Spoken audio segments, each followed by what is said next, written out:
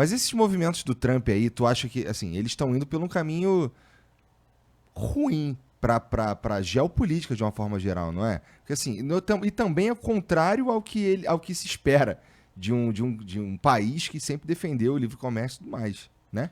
Com certeza. Se a gente for pegar esse mundo pós-Guerra Fria, quem construiu foi os Estados Unidos.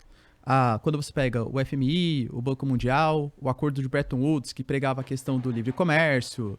Vamos ter aqui o GATT, que vai ser um acordo de taxas que vão tentar propagar o mínimo possível um protecionismo.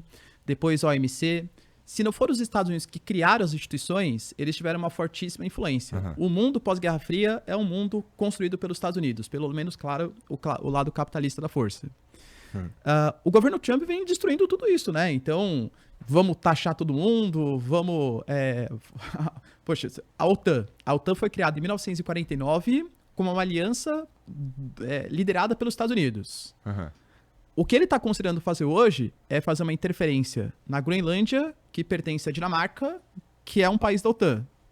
Poxa, olha a loucura que fica.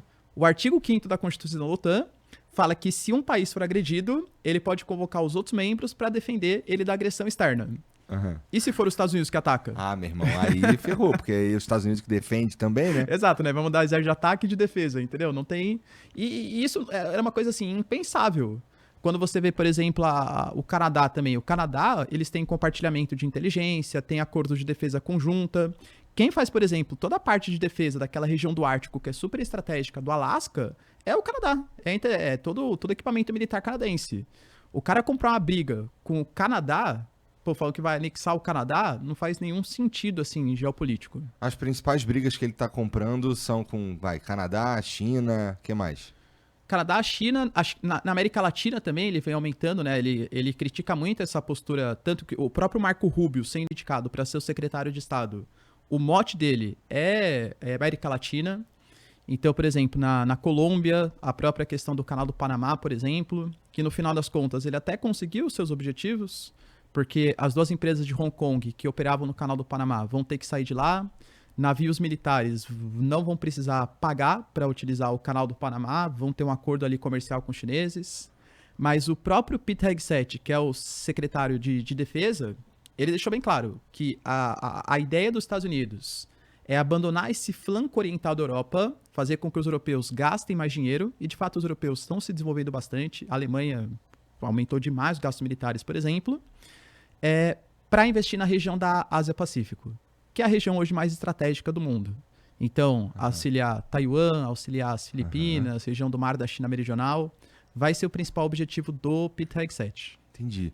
Então, o Trump, no fim das contas, ele tá elegendo uns caras mais à esquerda para que não haja elegendo de certa forma, né? Vai no Canadá e na Austrália, que nem tu falou, por conta das merda que ele fala. Então, isso é bastante interessante, assim como ainda...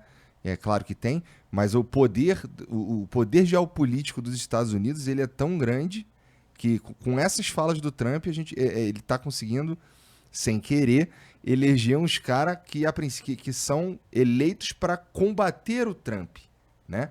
E esse momento que a gente está no mundo, tá? O mundo meio que de mal com os Estados Unidos, tá todo mundo querendo combater o Trump, é isso que tu diria que isso está rolando? Acho que sim, né? E quando a gente fala o mundo todo, principalmente as principais lideranças geopolíticas internacionais. Então, por exemplo, membros da União Europeia. Quando você vê o Friedrich Merz, por exemplo, ele vai lá fazer uma visita ao Trump na Casa Branca, você vê que ele é cheio de dedos assim, poxa, eu posso falar, mas eu não posso...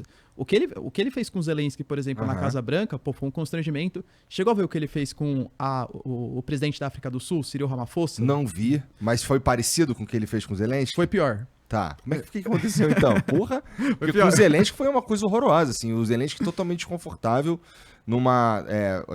tava sendo transmitido ao vivo aquela reunião ali, não era? Com o Cyril Ramaphosa também. A África do Sul esse ano é um país importante porque tá na liderança do G20, que é talvez o único órgão hoje internacional que consegue reunir países do G7, países dos BRICS. Então, talvez seja o órgão mais importante hoje, excetuando a ONU, né? E a África do Sul, que inclusive o Elon Musk, né, descende aí da África do Sul, então tem uma influência forte. Vai acabar sendo deportado pra lá? Pois é. Não vai, porque a gente vai falar já dele se reaproximando, mas vai lá. Mas o Cyril Ramaphosa, que é o presidente, ele vem tentando fazer uma reforma agrária na África do Sul. E uma reforma agrária que leva muito em consideração as questões raciais. Por conta de toda a política colonial, por conta da apartheid na África do Sul, hoje a gente tem uma situação em que 80% da população do país é a população negra e eles controlam só 4% das terras agrícolas. Então, ele pretende fazer uma reforma agrária com a questão racial. O Elon Musk, o Trump, nisso eles concordam, falam que isso é uma política racista da África do Sul. Tanto que, em meio a essa política de deportação, enfim, ele até fez um simbolismo que ele recebeu uma série de afrikaners, que são esses descendentes brancos ali da África do Sul, nos Estados Unidos, alegando que eles eram refugiados. E aí o Cyril Ramaphosa foi fazer a visita oficial ao Trump.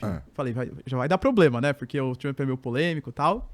De repente eles estavam conversou, porque a África do Sul também tem uma ligação com o golfe muito forte, né? Tem vários golfistas e tal. Eles começaram conversando de golfe, porque o Trump também gosta bastante de jogar golfe e tal.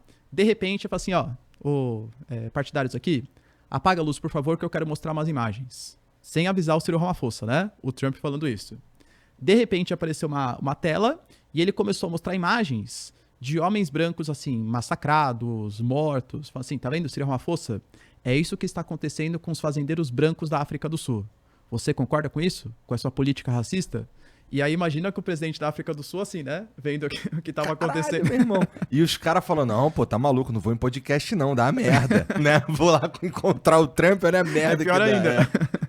Caraca, e como é que foi a reação dele? Eu não vi essa, cara. Então, daí o Cyril Ramaphosa falou, mas, poxa, da onde que é isso? Da onde você tá tirando essas informações? Porque eu não tenho essa notícia. Daí ele falou assim, não, realmente, o Cyril Ramaphosa tentou sair pela tangente. Falou, não, violência acontece em todos os lugares do mundo. Mas assim, não que a gente faça uma política de perseguição contra os brancos.